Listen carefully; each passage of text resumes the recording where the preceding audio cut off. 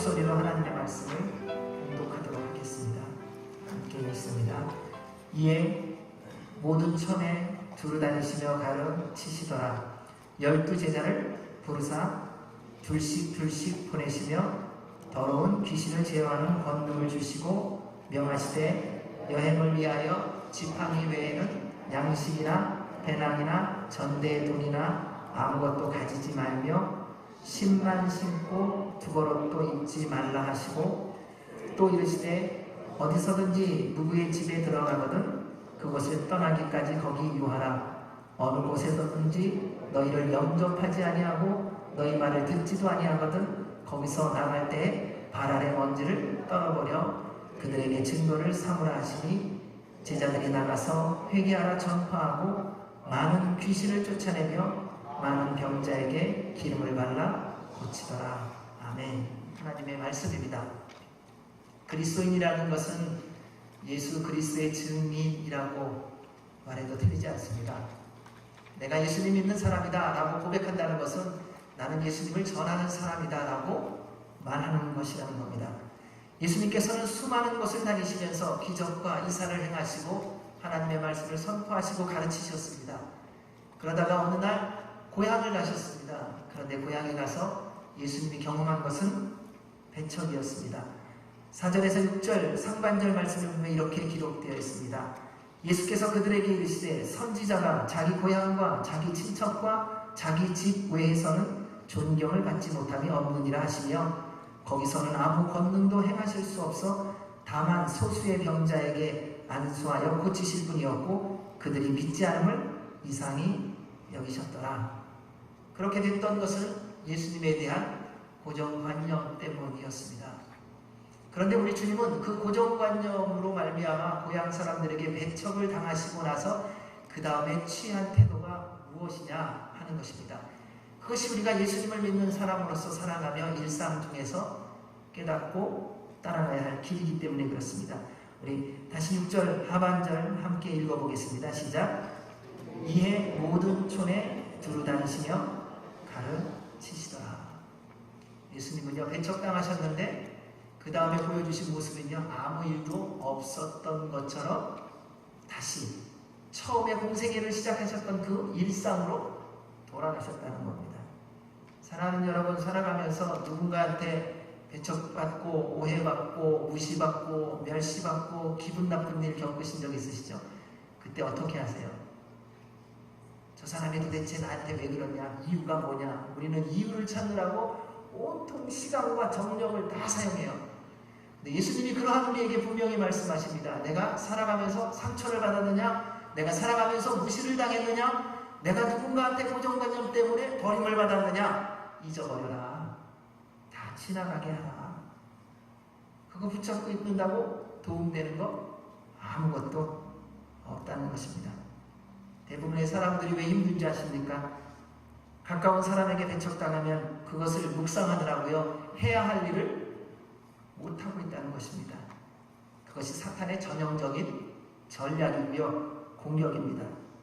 따라서 믿었던 사람에게 배척당하고 속고 무시당하고 버림받았을 때는요 여러분 칼 갈지 마시고 기도하세요. 그 시간 기도하는 거예요.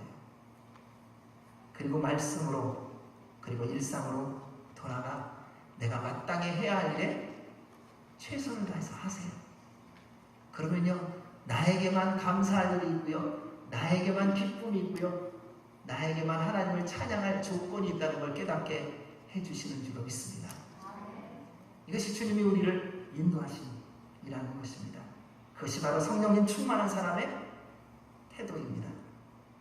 왜냐하면 예수님께서 그렇게 행하셨기 때문에요. 여러분은 예수님을 따라가는 분들입니다. 우리는 예수님의 말씀대로 순종하는 사람입니다. 예수님이 행한 대로만 살아가시기 바랍니다. 주님의 뜻이 이루어지실 것입니다. 예수님은 이렇게 배척을 받고 그 일을 아무도 없었던 것처럼 여기시고 그 다음에 제자들을 전도의 현장으로 보내십니다. 우리 7절 말씀을 한번 읽겠습니다. 시작.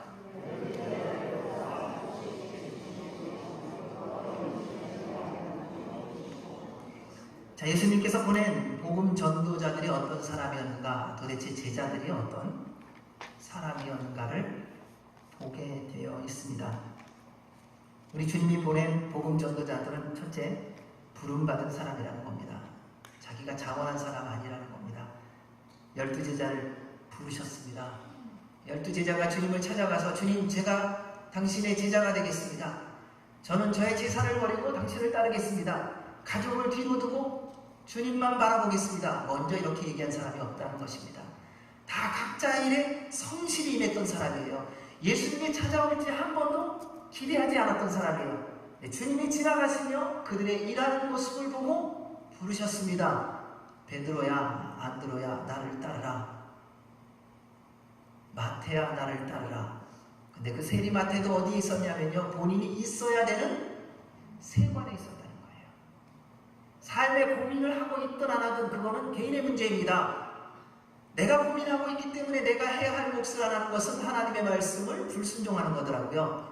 여러분, 학생이라면요, 내가 공부를 아무리 하기 싫어도 공부해야 되는 게 본분에 충실한 거예요. 공부하기 싫은 건 개인적인 문제고 학생으로서는 공부를 열심히 해야 하는 겁니다. 여러분, 직장인이라면 직장에서 분명히 해야 하는 것이 있습니다. 그 직장이 아무리 마음에 안 들고 떠나고 싶다 할지라도 떠나기 전까지는 하나님이 있으라 하신 곳인 줄 알고 기쁨으로 감사함으로 최선을 다해서 일하셔야 됩니다. 여러분이 가지고 있는 개인의 갈등 때문에 다른 사람에게 피해를 끼치거나 그 회사를 어렵게 만들지 마십시오. 하나님이 기뻐하시지 않습니다. 하나님께 부름받은 사람은, 예수님께 부름받은 사람은 스스로 준비된 사람도 아닙니다.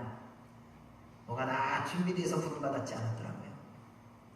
주님이 부르시고 그때부터 준비시켜 주셨다는 겁니다. 오늘날 우리가 많이 착각하는 게 있습니다. 내가 준비를 했는데 왜 하나님이 안 부르시지? 준비됐으니까 알아서 하라는 거예요. 하나님이 부르신 분은, 사람은요, 스스로 준비된다고 생각한 적이 없어요. 그리고 부를 거라고 기대도 안 했어요. 그런데 어느 날 주님이 부르실 때에 어떻게 했냐? 예! 하고 순종한 사람이었다는 것입니다. 그리고 그때부터 주님이 인도하십니다. 훈련시키십니다. 준비시켜 주십니다. 그것이 하나님의, 우리 예수님의 부름받은 사람입니다. 그래서 예수님께서 제자들에게 이렇게 말씀하셨습니다. 누가복음 9장 23절입니다. 같이 읽습니다. 시작.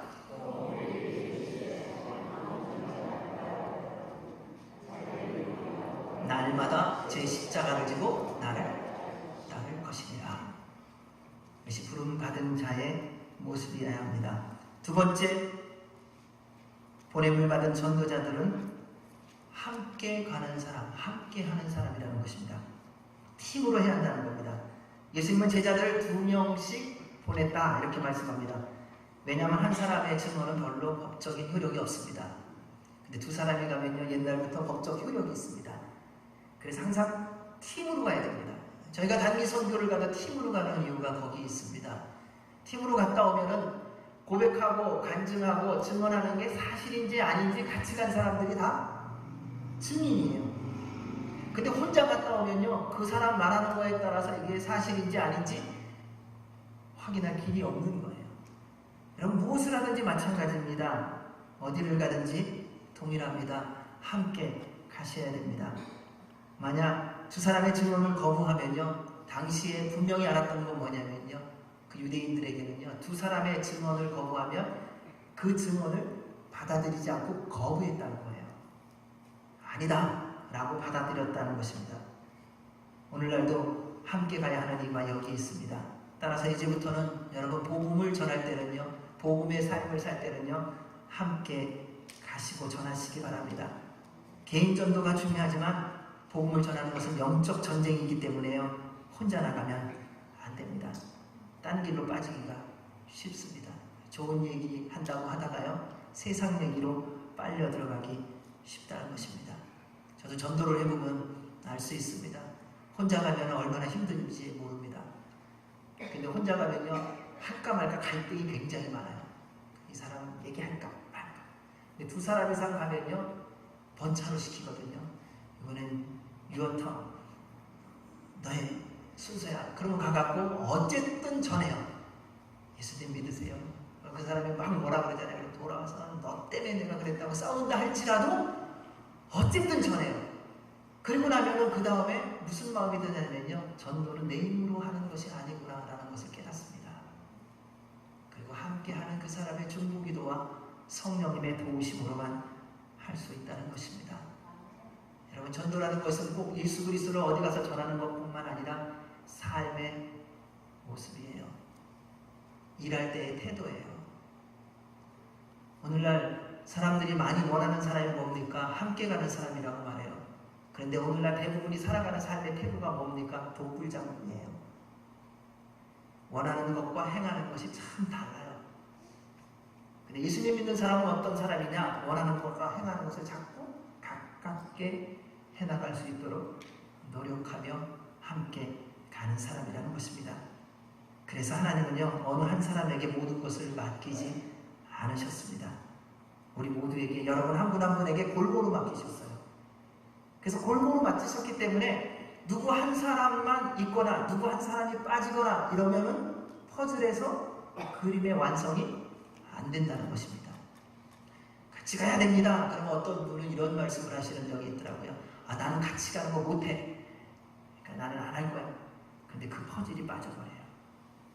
그럼 주님이 허락하여 주신 공동체 안에 완성되어야 되는 퍼즐에서 하나가 빠져갔고요. 그것 때문에 그 퍼즐은 계속 미완성인 거예요. 그런가 하면은 혼자 함으로 말미암아 다른 퍼즐을 똑같이 만들어갖고 하나로 쌓아놓으면 그림이 그려지지가 않아요. 그래서 하나님이 우리에게 주신 선물이 있습니다. 다 맡기시지도 않고요. 안 맡기시지도 않아요. 근데 이제 가끔 우리 안에 혼란이 생기는 거냐. 내가 원하는 거 안 맡기시고 하나님이 원하시는 것을 맡기신다는 거예요. 근데 그때 우리에게 요구되어지는 건 한 가지입니다. 네, 주님의 뜻대로 하겠습니다. 이러한 은혜가 있으시길 주의 이름으로 축원합니다. 세 번째는 예수님의 보냄을 받아야 합니다. 누구의 보냄을 받았느냐가 정말 중요합니다. 왜냐하면 보냄을 받은 사람은 보낸 사람의 말씀을 전하고 뜻을 전하는 것이기 때문에요. 그럼 어딜 가든지 마찬가지입니다. 보낸 사람이 왜 보냈느냐가 중요한 거잖아요. 내가 그곳에 간 이유는요, 나를 보낸 분이 누구냐에 따라서 모든 것이 다 달라집니다. 만약에 여러분이 사는 삶의 현장에 예수님께서 보내셨다면 여러분의 삶의 목적이 달라집니다. 근데 주님이 보내시지 않은 곳에 가 있다면 여러분이 원하는 대로 살아갈 거예요. 그래서 죄를 짓게 되고요, 혼란스럽게 되고요, 혼돈 가운데 빠지게 되어 있는 것입니다. 따라서 언제나 예수님의 보냄을 받았는지를 확인해 보십시오. 여러분 일할 때요, 가끔 이런 훈련을 좀 하세요. 아, 지금 내가 주님과 함께 일하고 있는가? 보냄을 받은 그곳에 내가 지금 주님과 함께 있는가? 그것은 주님이 주님께서 보내셨다는 것을 스스로 인정하고 점검하는 거예요. 근데 우리는 힘들고 어려우면 어떻게 합니까? 주님 잠깐만 쉬세요. 내가 지금 어디 잠깐 갔다 올 테니까요, 하루만 눈 감아주세요 그러더라고요. 어떤 분은요. 어떤 분은 희한한 데가 갖고요, 주님께 2시간만 눈 감아달래요. 또 시간도 주님께 또 딜을 하더라고요. 그럴 때는요, 주님의 눈이 더 불꽃같이 되셔서요, 다 지켜보세요. 따라서 사랑하는 여러분, 여러분의 삶의 현장에 왜 있는지는, 누가 보냈는지를 확인하면 깨닫게 될 것입니다. 그때 모든 상황 속에서 감사와 기쁨으로 살아갈 수 있게 될 줄로 믿습니다. 예수님은 제자들을 복음 전도자로 보낼 때에 그러면서 알아서 하라고 하시지 않았다는 겁니다. 그들에게 필요한 모든 지혜, 능력, 모든 것들을 우리 주님께서 준비해 주십니다. 그게 7절, 8절입니다. 우리 같이 7절, 8절 다시 읽겠습니다. 시작. 12제자를 부르사 둘씩 보내시며 더러운 귀신을 제어하는 권능을 주시고 명하시되 여행을 위하여 지팡이 외에는 양식이나 배낭이나 전대의 돈이나 아무것도 가지지 말며 9절 10만 신고 두벌옷도 입지 말라 하시고, 예수님으로부터 보냄을 받았다면요, 예수님이 책임지시는 인생을 살고 계셔야 됩니다. 근데 예수님으로부터 보냄을 받지 않았다고 스스로 믿고 있으면 스스로 인생을 책임지기 위하여 애쓰고 수고하셔야 합니다. 이상하지요? 똑같이 살아가는데요. 어떤 분은요, 같이 애를 쓰면서 기쁘고 즐겁게 애쓰는 분이 있고요, 늘 원망하고 불평하면서 애쓰는 분이 계세요. 왠지 아세요? 내가 내 인생 책임지며 살아가려고 하는 사람은요, 세상이 좋아 보이질 않아요. 다 억울한 것 뿐이에요. 다 나만 불평이 생기고요, 모두가 나를 미워하는 것 같고요, 나를 판단하는 것 같이 보여요. 그런데 주님의 보냄을 받은 사람은 어떻게 살아가냐면요, 혼란과 혼돈 가운데 있는 것처럼 보이는데 기뻐해요. 일하는 태도를 보면요, 찬송을 하면서 일을 해요. 무엇을 맡기든지 감사함으로 그것을 받아들여요. 왜냐하면 예수님이 책임지신다는 것을 믿기 때문에요. 그러한 사람에게 우리 주님께서 주신 게 있습니다. 첫째는 영적 능력을 주십니다. 전도는 영적 전쟁입니다. 인생은요, 영적 전쟁이에요. 여러분, 직장에서 일하는 건 영적 전쟁이에요. 어디까지 가는 줄 아세요? 가정도 마찬가지예요. 집안도 영적 전쟁터 아닙니까? 좋을 때는 한없이 좋지만 한번 집안에서 전쟁 나보십시오. 어느 전쟁과 비교되지 할 수 없는 치열한 전쟁이에요. 자, 그러한 전쟁에 또 심각한 데가 있어요. 교회예요. 주님의 사랑으로 서로 사랑해요. 이해해요. 더불어가요. 근데 한번 전쟁이 일어나면요, 주님도 못 말리시는 것 같아요. 극단적인 표현을 쓰자면, 여러분, 우리의 인생은요, 그냥 살아가는 삶의 시간이 아니라요, 날마다 매 순간마다 영적 전쟁이 치열한 전쟁터예요. 그래서 늘 깨어 계셔야 돼요. 한순간 방심하면요, 어디서 총알이 날라올지 알 수가 없어요. 어느 누가 총알 맞고 싶어 하나요? 그런데 총알이 어디서 날라오는지 모르는데요, 우리는 마치 다 알 수 있는 것처럼 착각하며 살더라고요. 아니요. 여러분, 세상에는요, 저격병들이 너무 많습니다. 내가 연약하고 부족한 부분이 무엇인지를 기가 막히게 아는 저격병들이 너무 많아갖고요, 내가 정말 기도하고 말씀대로 살고 주님의 뜻을 따라가려고 하려면요, 기가 막히게 그 순간 저격병이요, 한 방울 딱 쏴요. 그게 치명타이잖아요. 내가 이것만 아니면은 내가 절대 말하지 않으려고 했는데, 근데 그게 한 방이에요. 저격병이 총을 쏘는데 어디서 쏘는지 누가 알아요? 누가 예상을 할 수가 있어요? 누가 막을 수가 있어요? 없습니다. 그래서 주님께서 우리에게 영적 능력을 주셨다고, 그리고 주신다고 말씀하는 겁니다. 전쟁터에서 싸우려면 무기가 얼마나 중요한데요. 여러분, 하나님의 전신갑주를 입으셔야 돼요. 구원의 투구를 쓰셔야 되고, 이게 다 방어예요. 그게 없으면요, 저격병이 쏠 때 우리는 무방비 상태이기 때문에 그래요.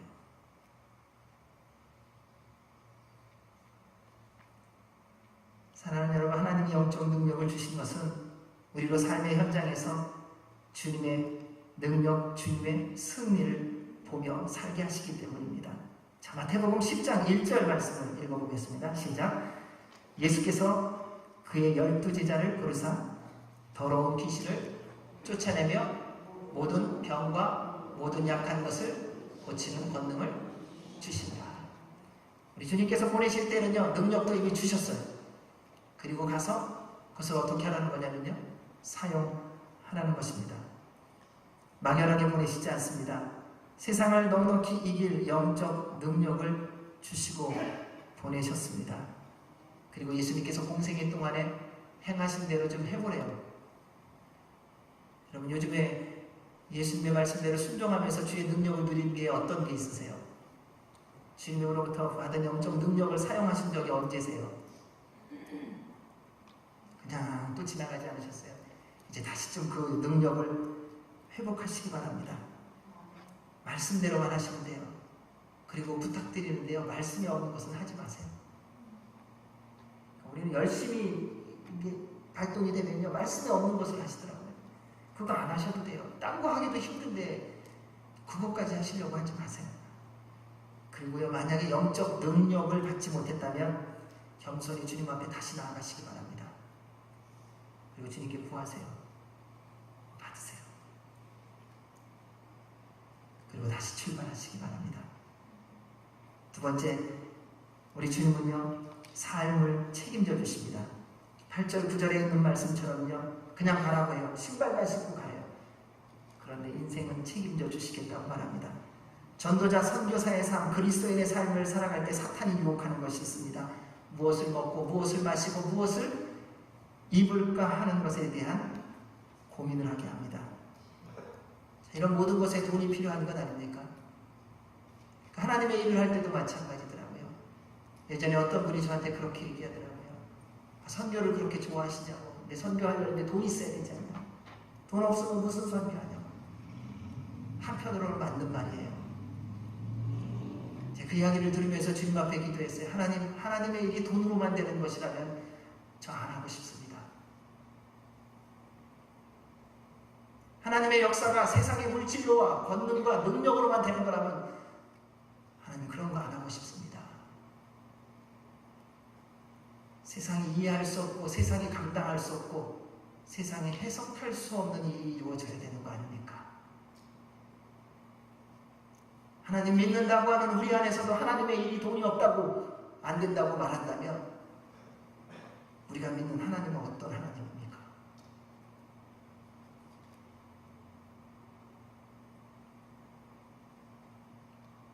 세상에서는 그렇게 말하는 게 당연할지 모르겠어요. 왜냐하면 대부분의 사람들은 물질에 지대한 관심이 있으니까요.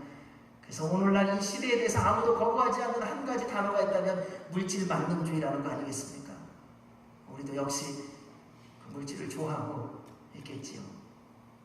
그래서 주님께서 말씀을 통하여 우리에게 이렇게 말씀해 주셨습니다. 디모데전서 6장 10절입니다. 우리 함께 읽어보겠습니다.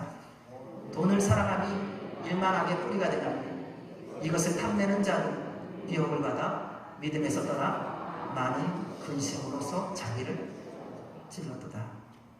우리 예수님이 뭐라고 말씀하시는지 아세요? 재물에 대한 태도에 대해서요.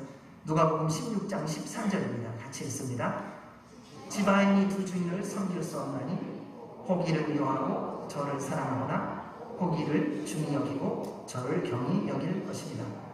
너희는 하나님과 재물을 겸하여 섬길 수 없느니라. 이곳에서 사용된 여행이라는 말은 장소를 나타내는 길이라는 의미도 있지만요, 그 의미 속에는요 행동의 양식이라는 의미도 같이 있다는 겁니다. 삶의 태도라는 말도 같이 있는 것이 이곳에서 사용된 여행이라는 단어의 의미입니다. 예수님은 제자들을 전도의 현장, 삶의 현장으로 보내면서 그래 내가 책임질 테니까 나만 믿고 살아보아라 라고 보냈다는 것입니다. 이제부터는 내가 너희들을 보냈으니 너희들이 힘과 능력으로 한번 실력껏 살아봐라 라고 보내신 것이 아니라 이제부터는 내가 너의 주인이고 너를 인도하는 길이요 진리요 생명이다. 그러하니 나만 바라보며 따라와라. 이래서 보내주시는 거예요. 그래서 처음 제자들을 둘씩 보내시면서요 돈 못 갖고 가게 했어요. 옷도 두 벌을 못 갖고 가게 했어요. 그냥 신발만 신고 가게 하셨어요. 왜요? 주님이 어떻게 책임지시는가를 그들로 경험하게 하시기 위해서요. 사랑하는 여러분, 지금까지 스스로 책임지며 살아온 인생을 돌아보십시오. 고난과 환난과 역경과 고통의 시간들 아니셨습니까? 그런데 그럼에도 불구하고도 여전히 내 식대로 살려고 하지 마십시오. 주님의 이름으로 좀 부탁을 드립니다. 여러분 예배 드릴 때는요, 예배에 집중하셔야 되는 거예요. 주님이 나를 바라보고 계시는 시간이잖아요. 근데 우리는 주님보다 더 급한 게 항상 많더라고요. 그러니까 뭐 조금 있다 할 일 없어질 수도 있어요. 주님만 바라보십시오. 우리 주님이 증인으로 살아갈 때는 걱정하지 않게 하십니다. 그래서 주님께서 우리에게 말씀하셨어요. 그런즉 너희는 먼저 그의 나라와 그의 일을 구하라. 그리하면 어떻게 한다고요? 이 모든 것을 너희에게 더하시리라.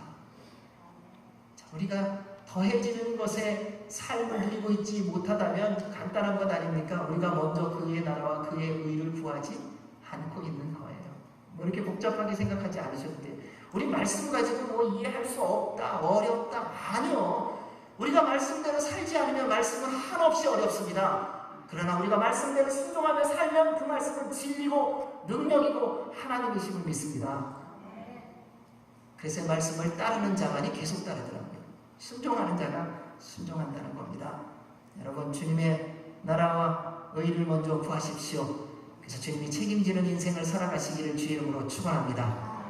우리 10절, 11절 말씀 읽습니다. 시작.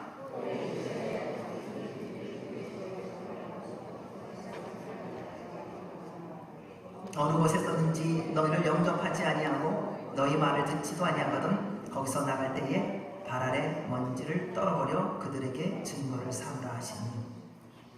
세 번째는요, 보내신 곳에 있어야 됩니다. 예수님께서 보내신 곳에 가면 함께 섬길 사람이 예비되어 있더라고요. 여러분, 보이지 않아도요, 주님이 보내신 곳이라면 그곳에 가세요. 그리고 그곳에 있으셔야 돼요. 그러니까 내가 원하는 데 가지 마세요. 우리 주님이 보내신 곳으로 가셔야 돼요. 그게 굉장히 중요합니다. 내가 원하는 것은 지금은 좋아 보여요. 그리고 되는 것 같아요. 조금만 시간 지나보십시오. 그로 말미암아 어려움을 겪게 될 겁니다. 예수님 시대에, 그리고 구약 시대에 보면은 나그네를 대접하는 것은 너무나도 당연한 의무였습니다. 그리고 대부분의 사람들이 잘 지켰다는 겁니다. 지금도 마찬가지더라고요. 저도 선교사로 또는 이렇게 하나님의 부르심을 받아 이리저리 가보면요, 주님이 보내신 곳에 아주 공통적인 특징이 있어요. 전혀 모르는 곳에 갔는데 주께서 예비한 동역자가 있어요. 그런데요, 내가 원하는 곳으로 가잖아요. 그럼 모든 것이 준비되어 있을 것 같은데 아무도 없어. 아주 묘한 차이가 있습니다. 그런데 확실한 차이라는 것입니다. 사랑하는 여러분 지금 어디로 가려고 기도하고 계세요? 무슨 일 하려고 기도하고 계시고요? 주님이 허락하신 것이라면 지금 안 보여도 믿음으로 가세요. 그런데 여러분의 욕심과 여러분의 나름대로의 계산으로 말미암은 것이라면 다 주님 앞에 내려놓고 다시 기도해 보세요. 왜냐하면 그것은 멸망의 길이 될 수도 있기 때문입니다.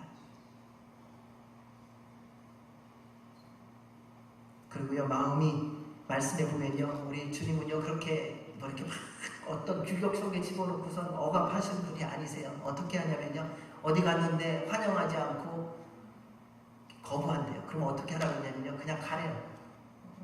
굳이 거기 전하려고 하지 말고, 이 사람도 내가 예수님 믿게 해야지, 그렇지 않아도 되는가 봐요. 그냥 갔는데, 전했는데, 같이 가자고 했는데 싫다. 오케이, 가세요. 저는 저의 길로 또 주님 따라 갑니다. 갔다는 거더라고요. 근데 우리는 자꾸 또 오해한 게 있더라고요. 내가 저 사람을 위해서 기도 시작했으니까 내가 책임을 져서 저 사람을 주님께로 인도해야 된다. 천만에요. 우리가 무슨 저 사람을 주님께 인도합니까? 성령 하나님께서 행하시는 것이지요. 여러분, 누군가한테 나아가서요, 그 사람이요, 정말 주의 사랑으로, 주님의 마음으로 전했는데 듣지 않는다. 잊어버리세요. 그게 주님이 오늘 기록된 말씀이에요. 갔는데 환영하지 않고 거절하면요, 먼지까지 털어버리래요. 그리고 그냥 가버리래요. 얼마나 기쁜 말씀입니까? 그러니까 하나님은 우리를 고통스럽게 하시는 분이 아니에요. 삶을 살아가면서 감사와 기쁨으로 살아가게 하시는 분이세요.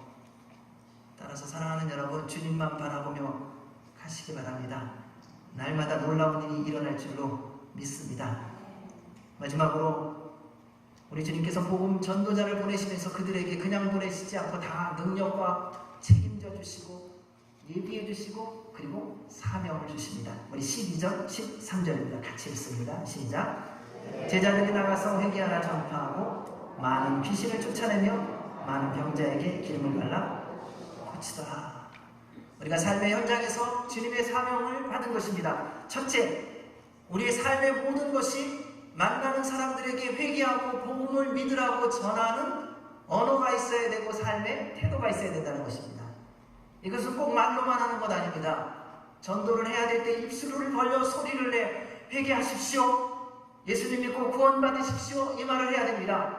그러나 그렇게 되지 않는 삶의 현장에서는 우리 한 사람 한 사람의 삶의 태도가 보는 사람으로 하여금 내가 회개해야 되겠구나. 내가 예수님을 믿고 구원을 받아야 되겠구나 라는 것을 보여줘야 주셔야 한다는 것입니다. 그것이 여러분에게 맡겨주신 우리 주님의 사명입니다. 세례요한과 예수님이 처음 공생애를 시작하며 세례요한이 처음으로 그 사역을 시작하며 외친 소리가 무엇인지 아십니까? 회개하라, 천국이 가까웠느니라. 여러분, 예수님을 믿기 위해서는 가장 먼저 회개가 있어야 됩니다. 회개하기 위해서는 내가 죄인인 것이 인정이 되어야 됩니다. 나도 죄인인 거 안다. 그런데 당신이 더 죄지지 않았냐? 그것은 이미 자기가 죄인이 아니라는 것을 외치는 것뿐이에요. 죄인은요, 자기보다 큰 죄인이 왔느냐 적은 죄인이 왔느냐 따지지 않아요. 내가 죄인이기 때문에 그 죄를 인정하고 회개할 뿐이에요. 우리는 죄 가지고도 자꾸 재더라고요. 도토리 키재기로. 누가 더 잘못했냐? 누가 더 큰 죄인이냐? 그런데 주님은 우리에게 말씀하십니다. 죄인이냐 아니냐는 거예요. 사랑하는 여러분, 죄인이십니까? 그렇다면 회개하십시오. 그리고 주님 앞에 나아가 용서받으셔야 됩니다.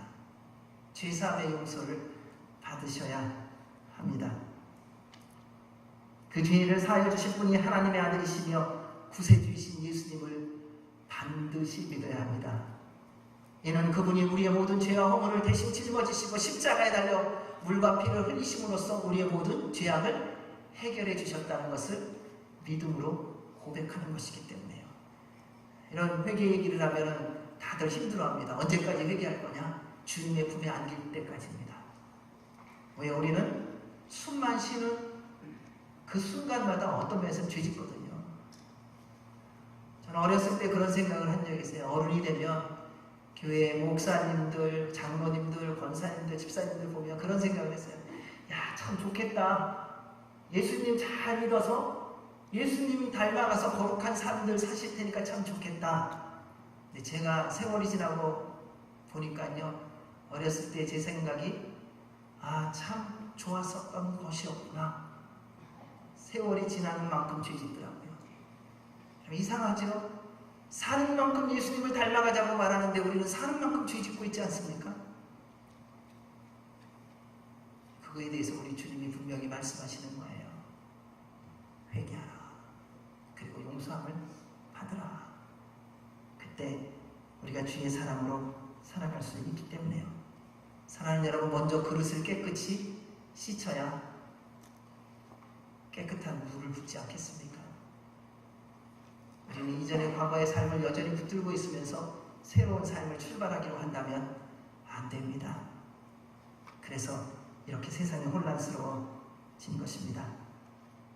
따라서 먼저 우리가 날마다 십자가와 부활을 경험하고 성령에 충만해야 됩니다.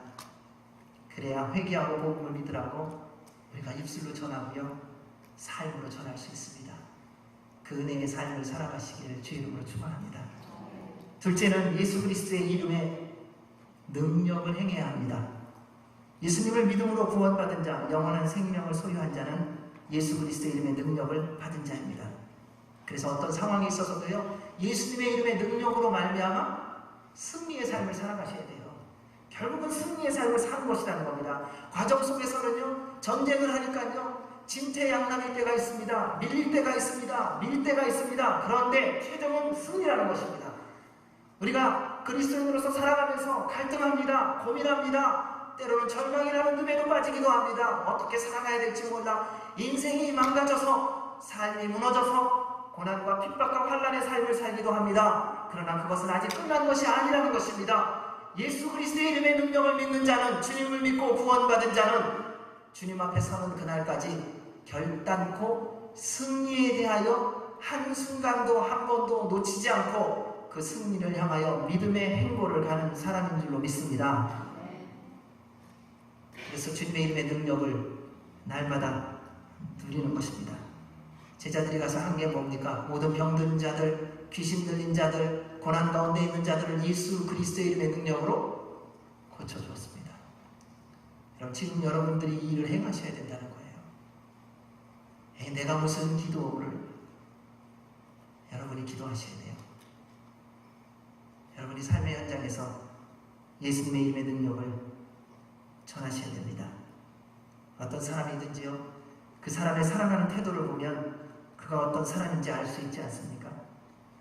왜냐하면 누구든지 자기의 신분과 역할에 맞게 말하며 행동하며 살기 때문이지요.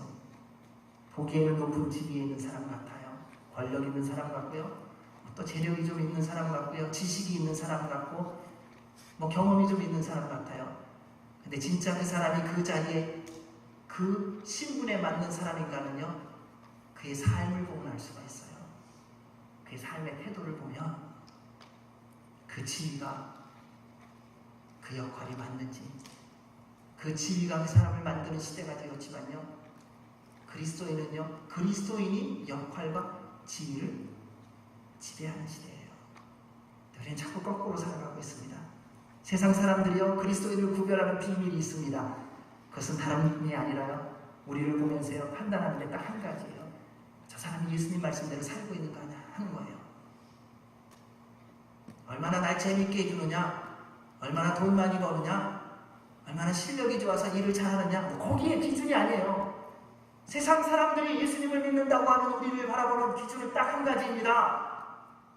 당신이 예수님의 말씀대로 순종하며 살아가고 있느냐? 그런 결론이 나와요. 이 사람 정말 예수님 믿는 사람이야. 저 사람 가짜야. 그리스도인의 삶은 세상 사람들과 다릅니다. 세상 사람은 자기를 위해 삽니다. 도와주어도 자기를 위해 돕고요. 희생을 해도 자기를 위해 희생을 하고요. 무슨 일을 해도 다 자기 위해 합니다. 그런데 그리스도인은 상대를 위해서 합니다. 희생을 하는데요, 상대를 살리기 위해서 희생해요. 섬기는데요, 상대를 살리기 위해서 섬겨요. 함께 일하는데요, 그 사람을 살리기 위해서 함께 일하는 겁니다. 그러한 삶을 통해 예수 그리스도가 증거되기 때문입니다. 그로 인해 방황하고 혼돈 가운데 있는 사람들을 주님께로 인도하는 생명과 복의 통로를 살아가는 것입니다. 사랑하는 여러분, 우리가 그리스도의 증인의 삶을 살아가게 된 것은요, 하나님께서 여러분을 통해 예수 그리스도를 세상에 드러내기로 결정하셨기 때문이에요. 죄송합니다. 여러분에게 능력이 있어서가 아니에요. 여러분의 실력이 있어서가 아니에요. 주님이 아주 간단한 거 한 가지예요. 예수님 믿고 영원한 생명을 누리는 우리 하나님 자녀로 하나님께서 삼아주시고요, 그리고 하나님 자녀된 여러분을 통해서 예수님을 세상에 보여주시기로 하셨어요. 따라서 여러분의 삶은 세상에 예수님을 보여주는 화면이에요. 예수님의 소리를 들려주는 스피커고요, 예수님의 손길을 전하는 통로라는 것을 늘 기억하시기 바랍니다.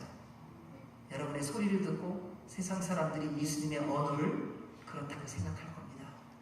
여러분의 일하는 태도, 공부하는 태도, 말하는 태도, 그 언어, 그 삶의 태도를 보고 예수님이 이렇게 살라고 하셨구나라고 세상 사람들은 볼 것입니다. 따라서 주님의 말씀으로 돌아오시기 바랍니다. 우리의 가장 큰 복은요, 예수님의 증인의 삶을 살아가는 것입니다. 하나님께서 여러분을 보내셨습니다. 그 사실을 믿으시죠? 그렇다면 여러분이 계신 가정, 학교, 일터, 어느 곳에서든지 예수 그리스도의 증인의 삶을 살아가시기 바랍니다. 주께서 이미 능력을 주셨습니다. 주께서 이미 필요한 것을 다 예비해 놓으셨습니다. 주께서 함께 갈 사람도 준비시켜 놓으셨습니다. 두려워하지 마십시오. 걱정하지 마십시오. 염려하지 마십시오.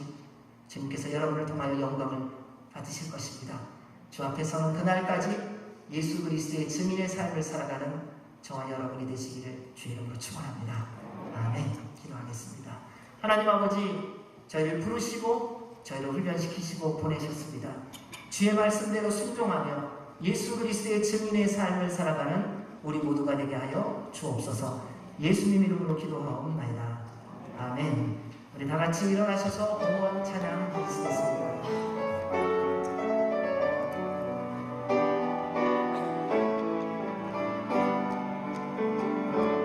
주님 내가 여기 있사오니 나를 보내소서.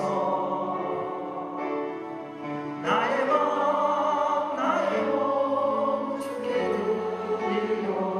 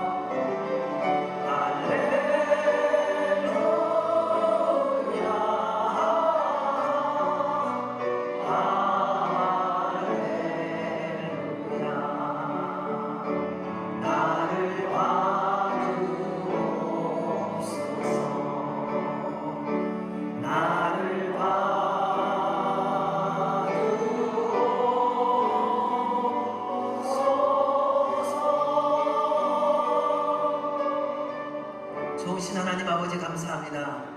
우리를 위하여 이 땅에 오시고 저희로 그 보혈의 능력으로 모든 죄사함을 받게 하시고 그 죄사함을 예수 그리스도를 하나님의 아들과 구주로 믿음으로 이루어 주셨습니다. 주님, 그 은혜와 그 복을 누린 자로서 이제는 이 땅 가운데서 살아가는 남은 평생이 예수 그리스도의 증인의 삶을 살아가게 하여 주시옵고, 그 증인의 삶을 살아가며 우리의 모든 삶의 현장, 그것이 어느 곳이든지 주님의 뜻을 이루어가며 주님의 증인의 삶을 살아가며 되어지게 하여 주시옵소서. 그를 통하여 우리 남은 모든 인생이 주 앞에 드려지는 거룩한 산제물이 되게 하여 주시고 하나님의 기쁨과 자랑과 영광이 되어지게 하여 주시옵소서. 주님, 인생을 살아가며 필요한 일터를, 학업을, 또 삶의 기업을 허락해 주시고 감사합니다. 열심히 일하게 하신 건강 주신 거 감사합니다. 감사로 기쁨으로 섬기게 해주신 거 감사합니다.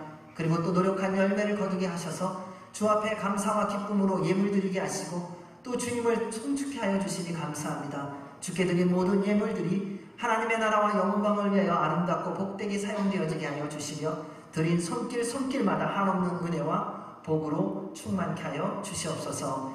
이제는 우리 주 예수 그리스도의 은혜와 그 크신 하나님 아버지의 사랑과 성령님의 교통교제 인도 역사하시니 남은 인생 동안에 어느 곳에 있든지 예수 그리스도의 증인의 삶을 살아가기로 결정하는 주의 모든 백성들 머리 위에와 주의 몸된 교회 위에 우리 조국 대한민국과 한동포 북한과 미국과 이스라엘과 열방에서 섬기는 선교사님들과 그 섬김 위에 이제로부터 영원까지 함께 하시기를 간절히 축원하옵나이다. 아멘.